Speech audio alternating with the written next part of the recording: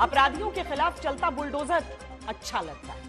अपराधियों के लिए एटीएम या टकसाल की तरह काम कर आने वाले अवैध कब्जे को खत्म करता बुलडोजर भी अच्छा लगता है। लेकिन वही बुलडोजर जब सवालों को छिपाने लगे, वही बुलडोजर जब कानून को चुनौती देने वालों को 8 दिन बाद भी न पकड़ पाने की नाकामी पर पर्दा डालने के काम आने लगे, तो जरूरी है दस्तक देकर पूछा जाए, कहां है 8 दिन पहले प्रयागराज को बम से धुआं धुआं करने वाले बमबाज और बंदूकबाज। 24 फरवरी जब प्रयागराज में विधायक राजू पाल हत्याकांड के गवाह उमेश पाल की हत्या होती है, बम गोली बरसाते हुए हमलावर आते हैं। अब 8 दिन बीत चुके, इन 8 दिनों में क्या हुआ? 8 दिन बाद भी उत्तर प्रदेश की पुलिस अटैक में शामिल रहे शूटर अरमान को नहीं पकड़ पाई। 1 हफ्ते बाद भी उत्तर प्रदेश की कानून व्यवस्था संभालने वाली पुलिस के लंबे हाथ प्रयागराज की सड़क पर लॉ एंड ऑर्डर को धुआं धुआं करते बमबाज गुड्डू मुस्लिम तक नहीं पहुंचे। 8 दिन बाद भी यूपी पुलिस के हाथ दुकान में पहले कुछ खरीदने का नाटक करते और फिर गन निकालकर हमले में शामिल हुए शूटर मोहम्मद गुलाम तक नहीं पहुंच पाए। उमेश पाल की कार के पीछे खड़े होकर राइफल से फायरिंग करते इस शूटर की गिरफ्तारी भी 8 दिन बाद भी नहीं हुई। ना ही मिट्टी मिट्टी कर देने के निर्देश के बावजूद हाथ पांव मारती यूपी की पुलिस अब तक हेलमेट लगाकर आगे से कार पर फायरिंग करते इस अपराधी को पकड़ पाई। ना ही उस अपराधी को पकड़ा गया जिसके नाम को लेकर ना जाने कितनी कहानियां उत्तर प्रदेश में फैल गई हैं। उल्टी चिड़िया का पर गिरने का दावा करने वाली उत्तर प्रदेश पुलिस के हाथ खाली हैं। 24 फरवरी से अब तक प्रयागराज से लेकर लखनऊ, उत्तर प्रदेश से लेकर मध्य प्रदेश, उत्तराखंड में तक पुलिस की टीमें डेरा डाले हैं, खाक छान रही हैं।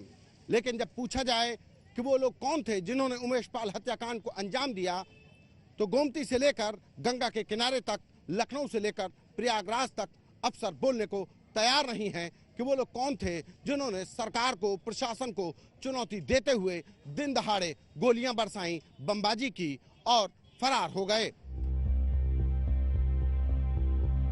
अब इसके आगे कुछ पॉइंट नोट कर लीजिए। पुलिस दावा करती है कि उसने जरूर शूटर की गाड़ी चलाते ड्राइवर शहबाज को एनकाउंटर में ढेर किया है, लेकिन उमेश पाल हत्याकांड में उत्तर प्रदेश की पुलिस ने अब तक सिर्फ वही नाम लिए जो मृतक की पत्नी माया पाल ने एफआईआर में दर्ज कराए। साजिश रचने के नाम पर सदाकत को पुलिस ने गिरफ्तार बताया, लेकिन प्रयागराज में कानून व्यवस्था को धुआं करके चुनौती देने वाले पुलिस की जांच के मुताबिक कौन है, कहां है, क्यों हमला किया, किसके कहने पर किया, इन सारे सवालों पर कोई आधिकारिक बयान नहीं आता।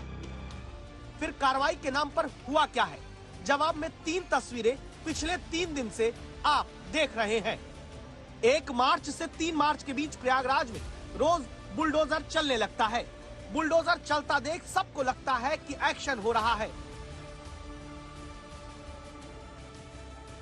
लेकिन दस्तक देते इन सवालों का जवाब मिलना जरूरी।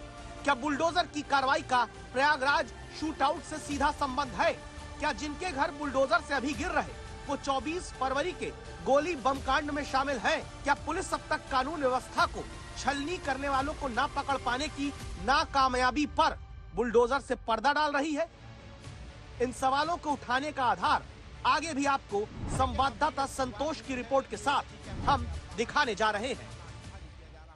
किसी भी जगह पर बुलडोजर चलाने के 3 कारण होते हैं। पहला, अगर वो अपराध से अर्जित आय के जरिए खड़ी की गई संपत्ति हो, अगर बिना नक्शा पास कराए बनी हो, या किसी सरकारी जमीन पर कब्जा करके इमारत खड़ी हो। ध्यान देने वाली बात एक है, अब तक इस केस में जिन शूटर और बम चलाने वालों का नाम आ रहा है, उनमें से किसी के भी घर पर बुलडोजर नहीं चला है। तो क्या लकीर पीटने जैसी कार्रवाई करके अपराध के सांप को न पकड़ पाने का दिखावा हो रहा है?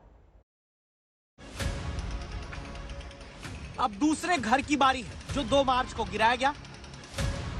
प्रयागराज में जिस दूसरे घर पर बुलडोजर चला वो सफदर अली का बताया गया।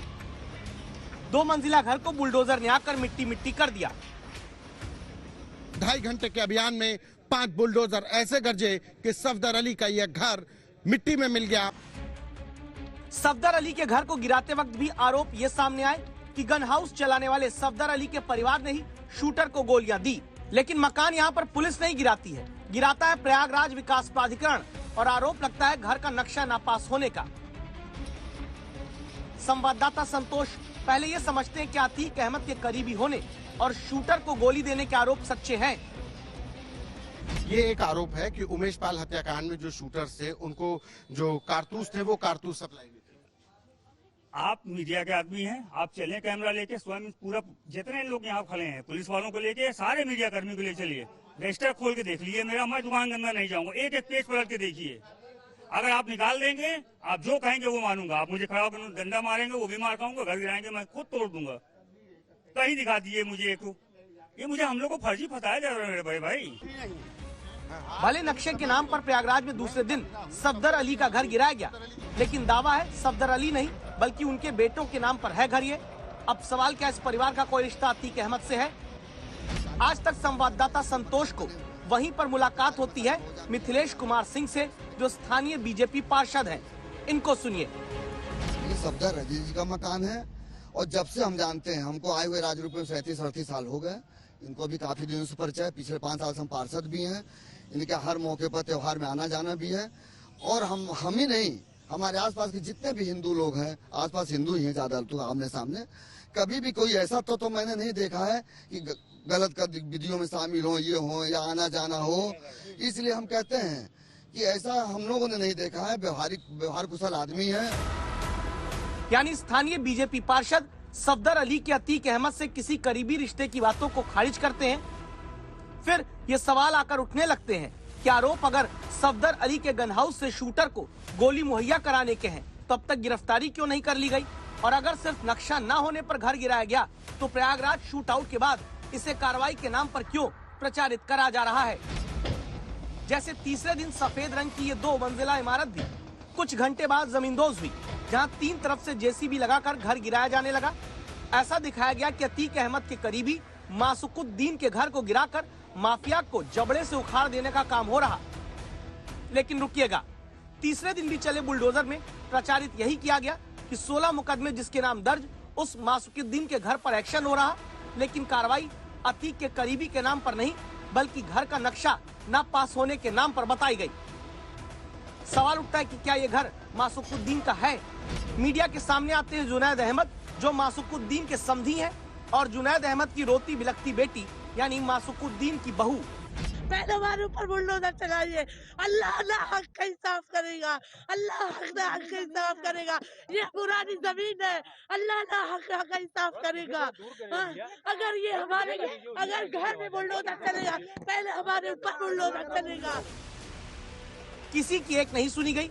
एयरफोर्स की जमीन पर कब्जा करके घर बनाने और नक्शा ना पास होने के आरोप में बुलडोजर चलता है, घर गिरता है, सबको लगता है कि देखो बड़ा एक्शन हुआ। आरोप लगता है कि अतीक के करीबी मासुकुद्दीन के घर बुलडोजर चला। परिवार दावा करता है कि घर मासुकुद्दीन का नहीं बल्कि उसके बेटे शहनवाज और बहू के नाम पर है।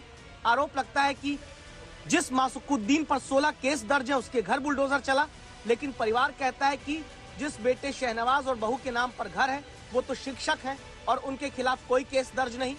आरोप लगता है कि अतीक अहमद को पैसों की मदद करने वाले मासुकुद्दीन पर बुलडोजर की कार्रवाई हुई है, लेकिन परिवार कहता है कि बेटा बहू लोन लेकर घर बनवा रहे थे तो क्या ही वो अतीक अहमद को पैसा देंगे।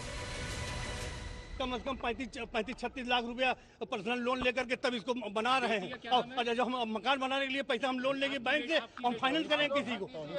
क्या दिमाग है, क्या दिमाग आप लोगों का है? सिर्फ दुश्मनी यही है कि मुसलमान होने के नाते थे और कोई दुश्मनी नहीं, सिर्फ इतना दुश्मनी है। एकदम क्लियर है, एकदम क्लियर है। सिर्फ अतीक मुसलमान है, तुम जितने मुसलमानों को नुकसान पहुंचा सकते हो नुकसान पहुंचाओ। हाँ, सबको टारगेट कर रहे, सबको खड़ा करवा के गोली बनवा दे, क्या बात है, बवाल खत्म हो। यानी 3 दिन की बुलडोजर की कार्रवाई में ये बात सामने आती है कि जफर अहमद अपना रिश्ता अतीक से दूर दूर तक खारिज करते हैं, फिर भी घर पर बुलडोजर चल गया। सफदर अली और उनके परिवार के चाल चरित्र की गवाही स्थानीय बीजेपी पार्षद देते हैं, फिर भी उनके घर बुलडोजर चल गया। शहनवाज और उनकी पत्नी अतीक से रिश्तों को खारिज करते हैं, फिर भी बुलडोजर ने घर गिरा दिया। दिखाया जाता है कि यह कार्रवाई प्रयागराज शूट आउट कांड में हो रही, हकीकत में नक्शे के नाम पर बुलडोजर चलता है। लेकिन इन सारे बुलडोजर के बीच वो सवाल दब जाता है जो पुलिस नहीं बताती कि आखिर गोली चलाने वाला, बम से धुआं करने वाला, शूटर और बमबाज कहां है। लखनऊ से प्रयागराज तक सिर्फ बुलडोजर चलता दिखता है, बाकी खामोशी है। संतोष शर्मा, प्रयागराज, आज तक।